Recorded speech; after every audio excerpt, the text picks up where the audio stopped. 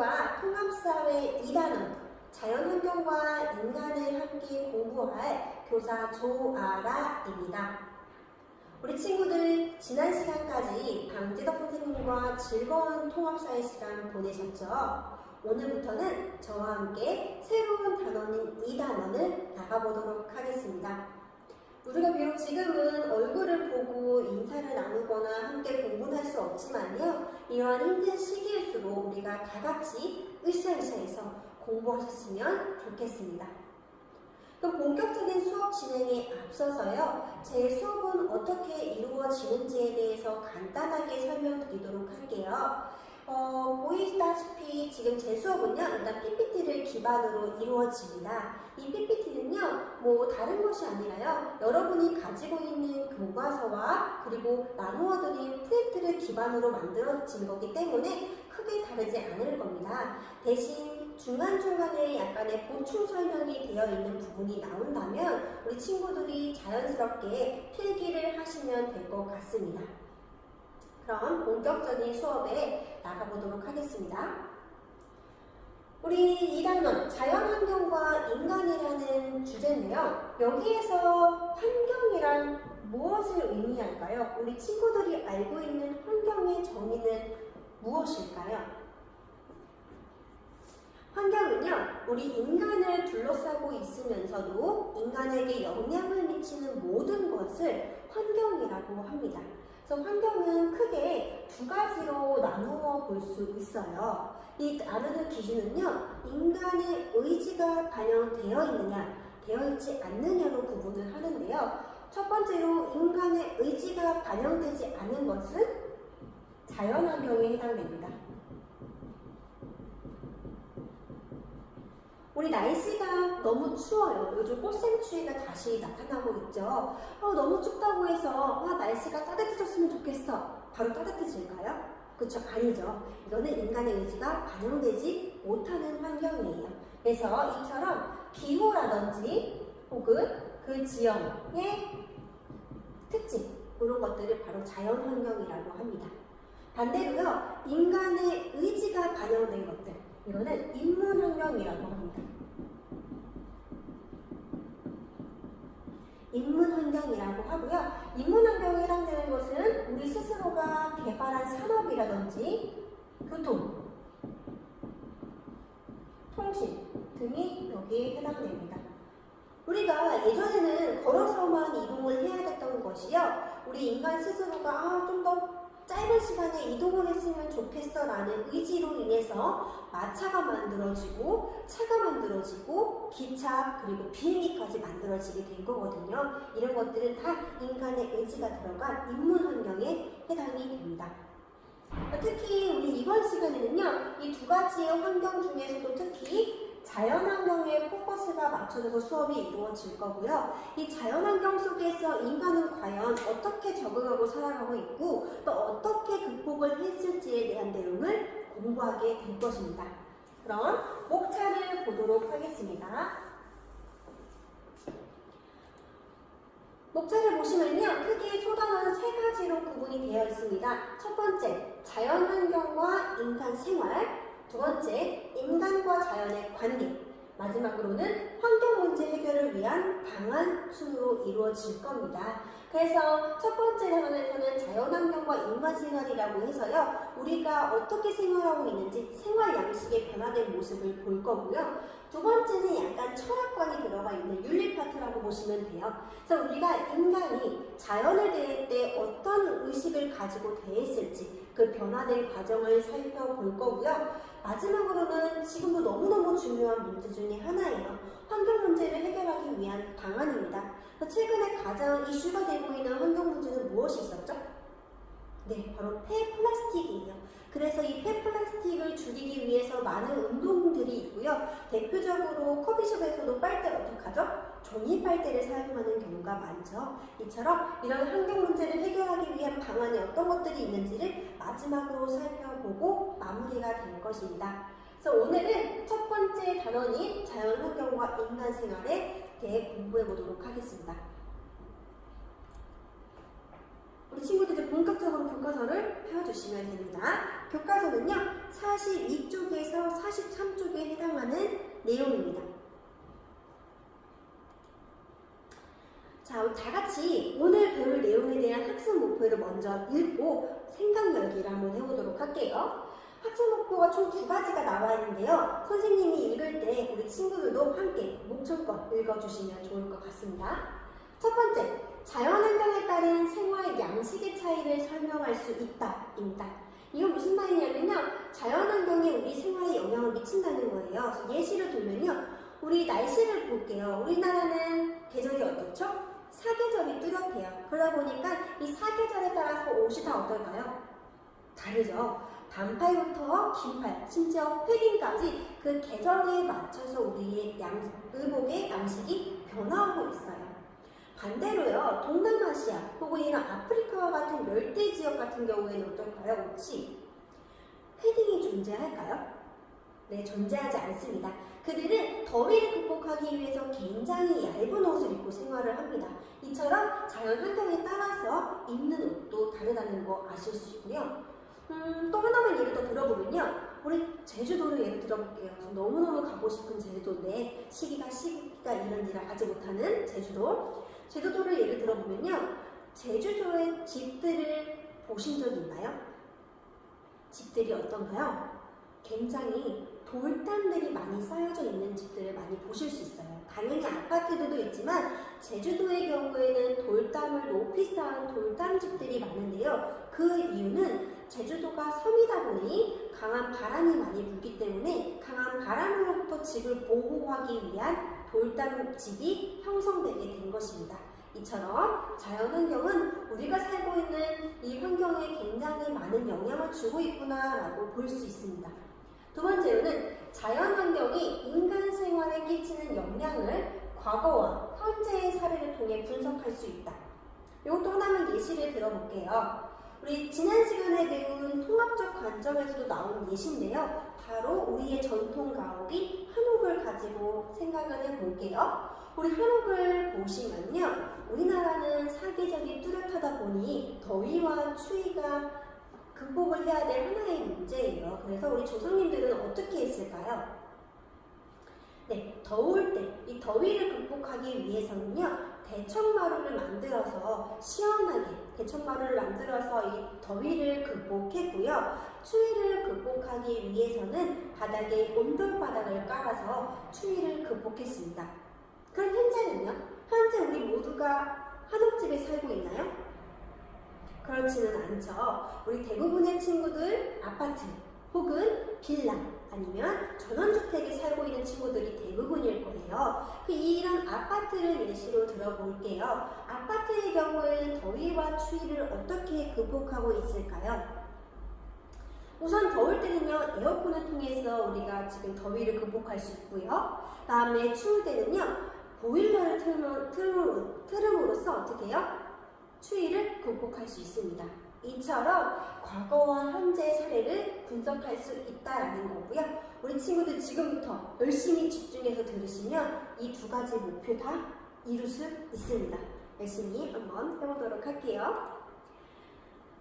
아래에 보시면 하나의 지도가 나와 있어요. 이 지도는요, 독일의 기상학자인 쾌팽이 만든 기후 구분도입니다. 그래서 이 세 개의 지도를 펼쳐두고요, 위치에 따라서 기후가 다르겠죠? 그 기후를 총 5가지로 구분해서 만든 지도예요. 그래서 보시면 색깔별로 구분이 되어 있지만 적도를 기준으로 해서, 적도가 여기 있거든요. 적도를 기준으로 해서 열대 기후가 보이고요. 그리고 건조, 그리고 온대, 냉대, 한대까지 나타나고 있습니다. 그래서 위로 가면 갈수록, 고위도로 가면 갈수록 온도가 낮아지고 굉장히 춥다라는 거 우리가 이 지도를 통해 알 수 있겠죠. 이 지도에서 지금 우리나라는 무슨 색깔이에요? 연두색으로 색칠되어 있는 거 보이시나요? 네, 우리나라는 온대 기후에 해당이 되고요. 그래서 우리 친구들 중학교 때 사회 시간에 계절풍의 영향을 받는다라는 말을 들어보셨을 거예요. 그게 바로 우리나라의 기후적 특징입니다. 교과서 43쪽에 보면 이렇게 그림이 하나 나와 있죠, 친구들. 이 그림이 있고요. 그림 안에 뭐라고 써 있냐면요, 열대 우림 지역의 가옥이다. 이 가옥은 어떤 특징이 있고 그 까닭은 무엇일까라고 나와 있습니다. 우리 친구들 한번 사진을 보시고요. 눈에 보이는 특징이 무엇이 있는지 한번 잠깐만 생각해 보셨으면 좋겠어요. 이렇게 자꾸 두뇌를 써야 뇌가 말랑말랑해지면서 많은 것들을 우리가 흡수할 수 있습니다. 네, 한번 잠깐만 생각해 보도록 할게요.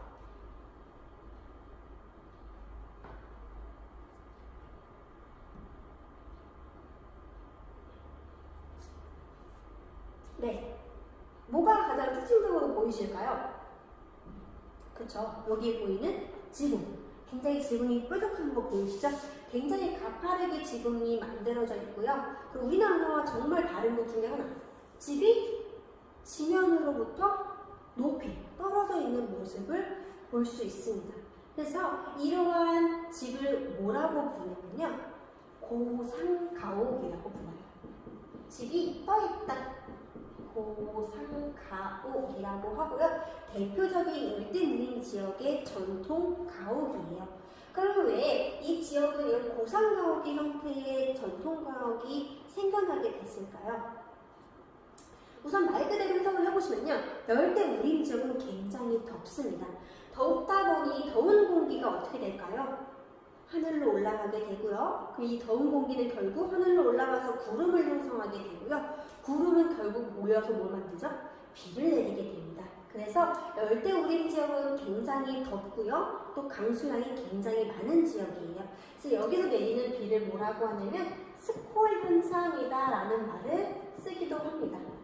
이거 굳이 외우지 않으셔도 됩니다. 스콜 현상 때문에 비가 많이 내리다 보니 이 비가 지붕 위에 쌓이는 것을 막기 위해 지붕을 가파르게 해서 물이 잘 흐르게 했고요. 그 다음에 집이 침수되는 걸 막기 위해서 지면으로부터 집을 멀리 띄운 고상가옥이 만들어지게 된 겁니다. 더불어 열대우림 지역 같은 경우에는 주변에 산들이 많기 때문에 동물로부터의 위협을 받을 수 있어요. 동물로부터의 위협으로부터 보호하기 위해서라도 집이 고상가옥으로 많이 지어지기도 하고요. 혹은 수상가옥이라고 해서 물 위에 집이 있는 경우도 존재합니다. 그래서 이런 현상들이 열대기후의 특징이다라고 보시면 되고요. 우리 친구들 벌써 열대기후의 특징에 대해서 하나 배우고 가시는 겁니다. 그래서 이렇게 간단하게 생각 연기를 해봤고요. 그럼 이제 프린트를 함께 참고하시면서 내용을 좀 정리해 보도록 할게요. 지금까지 배운 내용을 정리해 보면요. 첫 번째로는 저위도에서 고위도로 갈수록 기온이 열대, 건조, 온대, 냉대, 한대로 구분된다라는 것. 쾌펜의 기후 구분도를 통해서입니다. 함께 살펴봤고요. 이거는 이해만 하시면 돼요. 뒤에서 다시 한번 할 거기 때문에 이해만 하시면 되고요. 두 번째로는 기후에 따라서 인간의 의식주, 작물, 가축, 음식의 조리 방법, 가옥의 형태까지 다르다라는 거는 조금 알아두셔야 되겠죠. 이게 바로 우리의 키포인트예요. 기후에 따라서 우리가 입고 먹고 자는 것도 다르고요. 키우는 동물도 다르고요. 심지어 먹는 음식도 더 달라요. 그래서 그것이 어떻게 다른지에 대한 예시는 우리가 밑에서 배워보도록 할 거고요. 이 내용이 프린트에도 그대로 나와 있죠. 한번 밑줄 쫙 쳐주시면 될 것 같습니다. 그 다음에 다시 프린트에서 교과서로 오시면 43쪽 아래에 더 알아보기라고 해서 나와 있어요.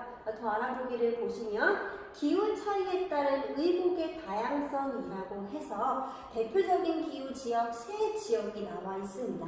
제일 첫 번째는요, 열대 기후고요. 두 번째 건조 기후, 마지막으로 한대 기후가 나와 있죠. 그래서 사실은 다른 두 가지 건조 기후도 있고 있지만 냉대 기후와 온대 기후도 존재하지만 일단은 특별히 확연히 드러나는 3지역을 중심으로 해서 그 특징을 좀 살펴보도록 할 거예요. 그래서 하나씩 좀 살펴보도록 할게요.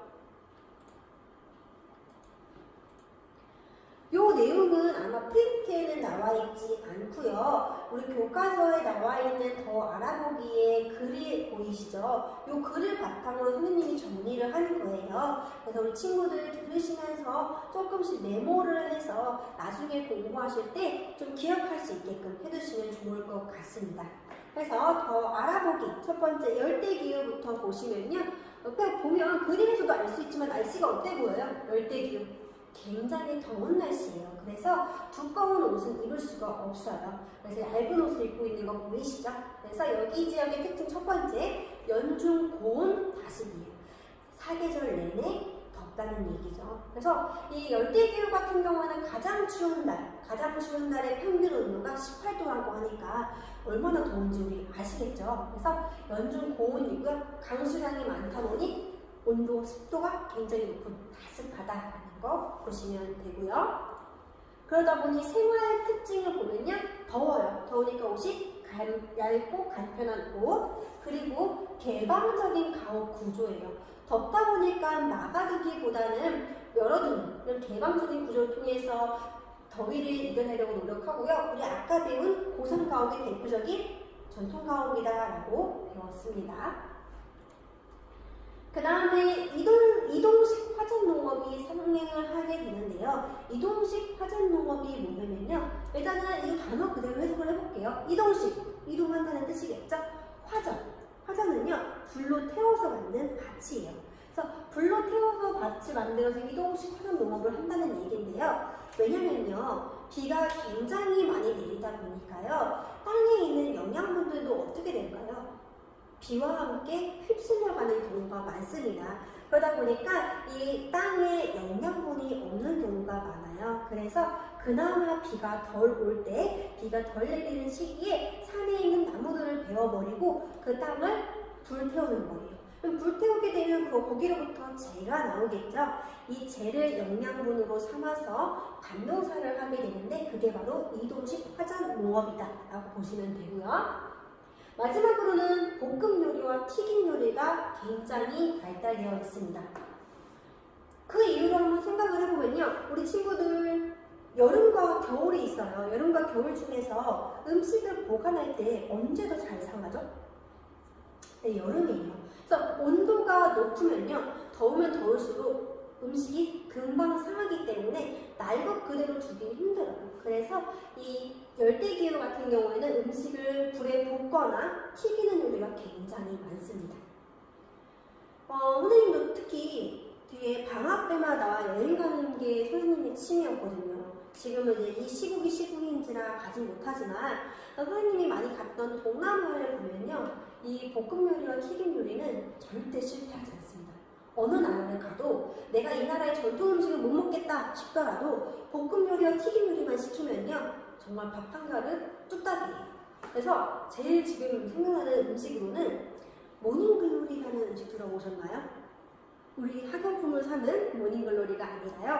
모닝글로리라는 음식은 야채예요. 야채 볶음인데요. 특히 우리 시금치와 같이 굉장히 유사하게 생겼어요. 그래서 시금치와 유사하게 생긴 모닝글로리가 그리고 마늘, 튀김 마늘을 함께 볶은 요리거든요. 진짜 맛있습니다. 그것만 있으면 밥 한 그릇 뚝딱입니다. 그래서 볶음 요리, 튀김 요리가 있다라고 보시면 됩니다. 그 다음에 건조기후로 가도록 하겠습니다. 건조기후는요, 여기 그림만 보면 알 수 있듯이 사막, 우리가 알고 있는 사막이 대표적인 건조기후예요. 그래서 건조기후는 강수량이 적습니다. 이 말은 뭐냐면요, 비가 내리는 양보다 햇빛으로 인해서 증발하는 양이 더 많다는 거예요. 그래서 강수량이 굉장히 적기 때문에요, 식물이 성장할 수가 없고요. 더불어서 인간도 거주하기가 불리해요. 그래서 그나마 식물 자라는 게 있다면 물이 없어도 잘 자라는 식물 뭐가 있죠? 사막하면 떠오르는 식물, 선인장이 있겠죠. 이런 선인장과 같은 이런 물이 없어도 자랄 수 있는 식물들 정도만 자라지 사실은 여기서는 인간이 거주하기도 쉽지 않다라고 보시면 됩니다. 두 번째로는 바람이 많이 불어요. 그리고 식물들이나 큰 나무들이 없기 때문에 장애물도 많이 없는 편이고요. 그러다 보니까 이 바람으로부터 날리면 당연히 뭐가 날릴까요? 모래가 날리겠죠. 그렇기 때문에 이런 모래로부터 몸을 보호하기 위해서 얇은 천으로 온몸을 감싸는 옷을 입습니다. 그리고 기온차가 조금 있다 보니까요. 이런 긴 옷을 입게 되는 거예요. 두 번째로는요. 집을 지을 때도요. 전통가옥을 보시면 열대기후는 정말 우린 나무가 많아요. 나무로 집을 지으면 되는데요. 이 건조기후 같은 경우에는 나무가 자라기 쉽다 어렵다? 어렵다. 그래서 나무가 아닌 주변에서 볼 수 있는 것, 뭐를 이용하는 거예요? 흙을 이용한 흙 벽돌집이 있는 거고요. 그 다음에 이동식 가옥이 존재해요. 그래서 조금 이렇게 다른 이유는요, 바로 건조기후의 특징 때문인데요. 이 건조기후의 특징 중에 하나가 뭐가 있냐면 지역이 좀 구분이 돼요. 두 가지로. 문제집에는 나오는 경우가 많거든요. 그래서 사막 지역이 있고요. 그 다음에 스텝 지역이 있습니다.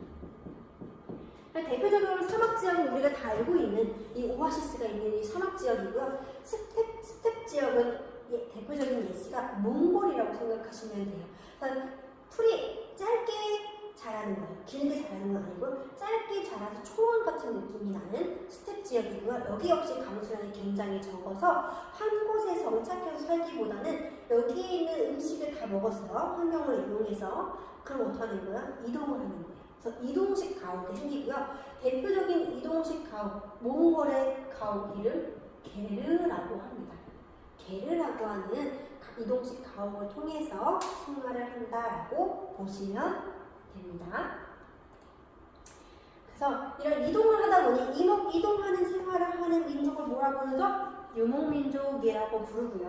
또 하나 사막이다 보니 사람이 살 수 있는 곳은 어딜까요? 그나마 이 지하수를 통해서 물이 나타나는 오아시스가 있을 거고요. 그다음에 마지막으로 관계농업이에요. 관계농업은 뭐냐면 그래도 사람이 사는 곳이다 보니 어떻게든 농사를 짓기 노력을 하는데 그 방법 중에 하나가 관계농업이에요. 이 관계농업은 뭐냐면 물을 끌어다가 와서 농사를 짓는 거예요. 왜냐면 주변에 물이 없다 보니까 이 지하수나 하천에 있는 물을 끌어와서 자기 주변에서 농사를 짓는 것들, 이런 것들을 관계농업이다라고 합니다. 그래서 열대기후와 건조기후의 특징에 대해서 우리가 간단하게 살펴보았습니다. 우리 친구들 지금 어렵지 않으시죠? 아마 중학교 사회 시간에 다들 조금씩 했던 내용일 거고요. 그냥 우리가 그림을 통해서도 다 얼마든지 이해할 수 있는 정도의 내용이기 때문에 그렇게 어렵지 않을 것이라 믿습니다. 그 다음에 마지막으로는 한대기후입니다. 그림만 봐도 굉장히 추워 보이죠? 이 한대기후는요, 겨울이 엄청 길고요. 여름은 정말 짧다고 해요. 그렇기 때문에 이렇게 두꺼운 옷을 입을 수밖에 없어요. 그래서 겨울이 길고요. 몹시 춥기 때문에 이렇게 두꺼운 옷이 아니면 견디기 힘들고요. 인간이 거주하기는 적당한 곳은 아니에요. 그래서 많은 인구가 거주하고 있지는 않죠. 생활을 보시면 두꺼운 털옷이나 가죽, 너무 춥다 보니까요, 사냥을 통해서 동물의 가죽이나 털옷을 옷으로 만들어서 입고 다니는 거고요. 그 다음에 여기 역시 식물이 자라기 쉬울까요? 어려울까요? 어렵습니다. 그렇기 때문에 한 곳에 정착해서 생활을 하기보다는 이동식 가옥, 이글루, 많이 들어보셨죠? 이글루와 같은 곳에서 생활을 하고 있습니다. 그 다음에 마지막으로 또 하나의 특징은 날고기를 섭취한다는 건데요. 일단은 이 한대 지역 같은 경우에는 굉장히 춥기 때문에 당연히 농사도 되지 않지만 그 농사로 인해서 먹어야 되는 영양분이 많이 부족한 경우가 많아요. 그래서 오히려 날고기를 섭취해서 비타민을 섭취하는 경우가 많습니다. 비타민을 섭취한다라고 보시면 되고요. 이 외에도 이들이 할 수 있는 거는 뭘까요? 음식을 말려서 건조시키는 거예요. 그래서 우리가 알고 있는 육포 들어보셨죠? 혹은 어포, 이런 것들이 바로 한대기후에서 유래되었다라고 보시면 됩니다. 그래서 대표적인 특징이고요. 또 하나 특징으로 러시아 같은 경우에는 정말 춥잖아요. 추우면 온도가 내려가죠. 이 체온을 높이기 위해서 뭘 마시죠? 알코올이 굉장히 센 보드카를 마시죠. 그래서 러시아 하면 술이 굉장히 발달한 이유가 이런 체온 유지를 위한 건강과 연결되어 있고, 즉 자연환경과 연계되어 있다는 점도 보시면 좋을 것 같습니다. 이렇게 해서 전체적인 특징에 대해서 봤고요. 이러다 보니 인간이 거주하기 가장 적당한 지역은 어디가 될까요? 온대와 냉대에 많은 인간들이 거주하고 있습니다. 우리나라 또한 어디에 해당되죠? 온대기후에 해당이 되죠. 사계절이 뚜렷하고요. 또한 더위와 추위를 극복할 수 있는 정도의 날씨이기 때문에 온대기후나 냉대기후에 많은 사람들이 거주한다라고 보시면 됩니다. 그럼 넘어가도록 하겠습니다. 한 장 뒤로 넘어가시면 이번에는 지형으로 구분을 하고 있어요. 지형과 그리고 여기 오타가 있는데 지형과겠죠? 지형과 인간 생활을 보도록 할게요. 여기 부분은 간단하게 우리 이해만 하면 됩니다. 그래서 이번에는 자연 환경의 기후가 아니라요, 지형으로 구분을 해봤어요. 지형으로 구분했을 때는 크게 세 가지로 구분이 됩니다. 산지와 고원, 산으로 많이 이루어지는 땅이고요. 해발 고도가 높은 지역을 의미하겠죠. 그다음 충적 평야, 그 다음 해안으로 이루어지고요. 일단 산지와 고원 같은 경우에는 산이 높고 그 다음에 원래도 해발 고도가 높다 보니 논농사가 이루어지기 쉬울까요? 어렵겠죠. 그래서 논농사는 이루어지지 않고요. 밭농사, 옥수수라든지 이런 감자, 고구마 이런 밭농사가 많이 이루어지고요. 높은 산지를 이용해서 목축업이 이루어집니다. 우리 목축업 다 아시는 내용들이에요. 그다음 마지막에 임산물 채취라고 해서요. 산에서 채취할 수 있는 나물이라든지 약재 이런 것들을 채취를 해서 생활을 한다라고 보시면 됩니다. 두 번째로는 충적평야죠. 충적평야, 농업이 발달하는 곳이에요. 우리나라도 서쪽 전라도를 중심으로 많은 평야가, 충적평야가 펼쳐져 있습니다. 이 충적평야를 통해서 논농사가 이루어지고요. 논농사를 통해서 우리 벼농사가 엄청나게 잘 되고 있죠. 이처럼 충적평야를 통해서 농업이 많이 발달했고요. 마지막으로 해안. 해안은 바다 근처니 당연히 이 염전 사업을 통해서 소금으로 생활을 하거나 어패류와 같은 물고기를 사냥하거나 조개 이런 것들을 어패류들을 사냥을 해서 생활을 한다는 거예요. 대부분 이거 다 지금 전통 생활에 기반을 두고 있다고 보시면 돼요. 추가적으로 해양 같은 경우에는 항구, 무역항으로 많이 이용되는 경우도 많아요. 무역항으로 이용되면서 옛날 과거 시대 때부터 이 해안, 무역항을 중심으로 굉장한 도시들이 발달을 했거든요. 대표적인 게 이탈리아가 있을 거고요. 홍콩도 마찬가지고요. 우리나라로 보면 역사를 공부했죠, 우리 친구들? 어디가 있었을까요? 신라의 당항성, 울산항 이런 것들이 있습니다. 지금은 대표적인 항구 부산항이 존재하죠. 이것처럼 해안 지역은 이런 무역항을 통해서 중개무역을 하기도 하지만 더불어서 뭐가 일어나냐면 항구를 중심으로 도시가 발달을 해요. 그럼 다른 도시들에 비해서 더 발전된 도시겠죠? 그러다 보니 관광업도 많이 이루어진다라는 것까지 참고해서 알아두시면 좋을 것 같습니다.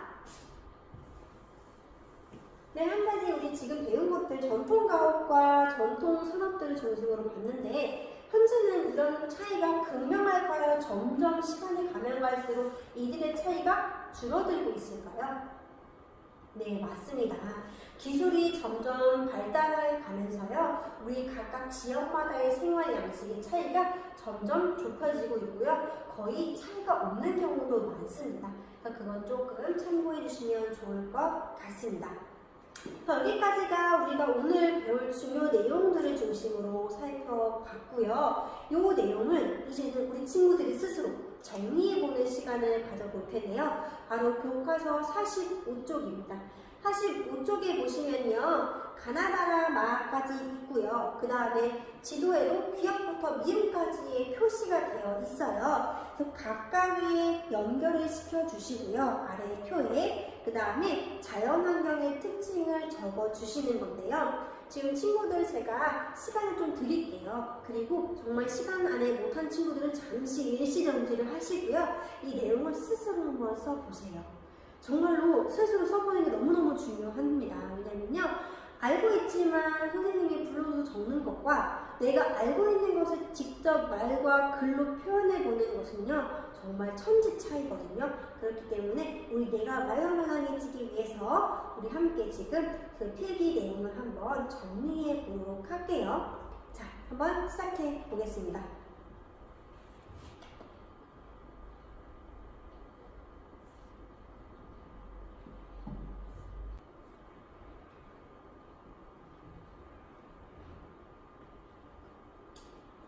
적으셨죠? 우리 친구들 다 한 명도 빠짐없이 스스로 한번 적어봤을 것이라고 믿어 의심치 않습니다. 한번 우리 다 같이 정리를 해보도록 할게요. 첫 번째, 가. 사진만 봐도 딱 어느 지형인지 보이죠? 집들이 굉장히 흙으로 지어진 집들이에요. 그래서 바로 흙벽돌집이거든요. 지붕이 평평하고 창문이 좁으며 벽이 두꺼운 집을 짓는다라고 되어 있어요. 그래서 이런 흙벽돌집을 지었던 지역은 어디였죠? 네, 맞아요. 건조기후였죠. 건조기후는 강수량이 적다 보니 굳이 지붕을 가파르게 지을 필요가 없습니다. 그래서 지붕이 굉장히 평평하고요. 그 다음에 바람이 많이 불어서 바람으로 인해서 모래가 유입되는 것을 막기 위해 창문이 굉장히 답답해 보일 만큼 작게 지어진 집이라고 보시면 되고요. 여기에 해당되는 대표적인 나라는 바로 니을, 사우디아라비아입니다. 대표적인 건조 지역에 해당되는 곳입니다. 그래서 여기의 특징을 한 줄만 더 적어보면요. 연중 강수량보다 증발량이 많은 지역이다라고 나와 있어요. 우리 친구들, 나중에 친구들이 건조기후는 어떤 특징을 가지고 있어? 라고 물어볼 때 강수량이 적은 국가야 라고 말하기보다는 연중 강수량보다 오히려 증발하는 증발량이 많은 국가야, 많은 지역이야 라고 얘기한다면 조금 더 정확한 표현이 되겠습니다. 그리고 또 하나로는 바로 유목활동을 하죠. 이동생활을 하기도 하고요. 그 다음에 지하수가 나오는 오아시스를 주변으로 농업의 발달을 하거나 혹은 물을 끌어다 와서 사용하는 관기농업이 발달한다라고 배웠습니다. 두 번째로는 바로 쌀국수입니다. 정말 맛있는 쌀국수죠. 선생님이 사랑하는 음식 중에 하나, 쌀국수입니다. 그래서 쌀국수 하면 떠오르는 나라 어디가 있을까요? 네, 베트남이죠. 그래서 베트남의 쌀국수는 우리나라의 쌀국수와는 비교가 안 될 정도로 정말 맛있습니다. 나중에 꼭 먹어볼 수 있는 기회가 있었으면 좋겠네요. 그래서 요 쌀국수가 나오는 곳과 베트남이고요. 베트남의 위치는 바로 디귿에 해당하는 위치고요. 여기에 특징을 좀 적어보면 베트남은 열대성 기후를 띠고 있어서 연중 기온이 높아요. 그리고 강수량도 풍부합니다. 그렇기 때문에 농사가 굉장히 잘 되고요. 또 하나의 특징으로는 건기와 우기가 뚜렷하게 구분이 있는 나라예요. 그래서 넓은 충적 평화를 가지고 있다라는 거, 굉장히 농사가 잘 발달할 수 있는 지역이다라는 거 보시면 됩니다. 바로 열대기후의 특징이고요. 세 번째로는 바로 통풍을 통한 습도 조절을 위해 집과 왕골로 만든 방에서 생활한다라는데요. 이건 바로 일본의 특징이에요. 그래서 일본은 섬은 국가죠. 섬국가. 섬국가의 모습을 보여주는데요. 지도로는 리을에 해당이 되고요. 특징을 보시면 바다의 영향을 받아 습도가 높고 기온의 연교차가 작다라고 나와 있어요. 그래서 일본은 우리가 보통 해양성 기후다라고 얘기를 해요.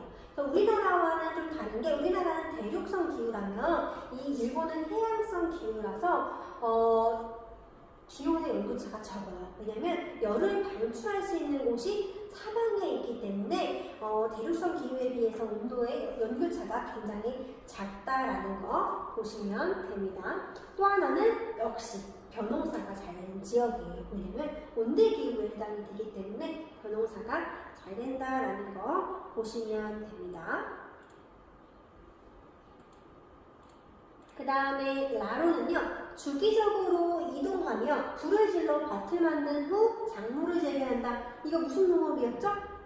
이동식 화전농업이었죠. 그래서 이거는 바로 산이 많고 산이 많은 열대 우림 지역에 해당이 되는 사진이에요. 그래서 여기 지도에서는 어디에 해당이 되냐면요, 바로 적도 부근에 위치한 여기요. 적도 부근에 위치한 아프리카가 여기에 해당이 되겠습니다. 아프리카 공화국이 여기 위치했고요. 가장 대표적인 열대기후에 해당이 됩니다. 여기의 특징은 연중 기온이 높고요. 강수량도 많아요. 그리고 일단은 당연히 비가 많이 내리니 식생도 잘 발달을 하겠죠. 대표적인 특징들입니다. 그리고 덥다 보니 주민들의 옷이 굉장히 얇고 간편하다라는 것까지 우리 계속해서 복습되는 내용 나오고 있습니다.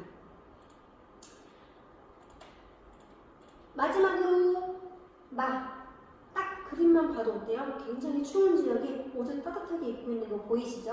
그래서 과일과 채소를 얻기 어려워 날고기를 통해 비타민을 섭취한다라고 나와 있어요. 대표적인 한대 기후고요. 이 한대 기후는 요 러시아 위쪽 툰드라 지역이 툰드라라고 부르는 툰드라 지역의 대표적인 모습이고요.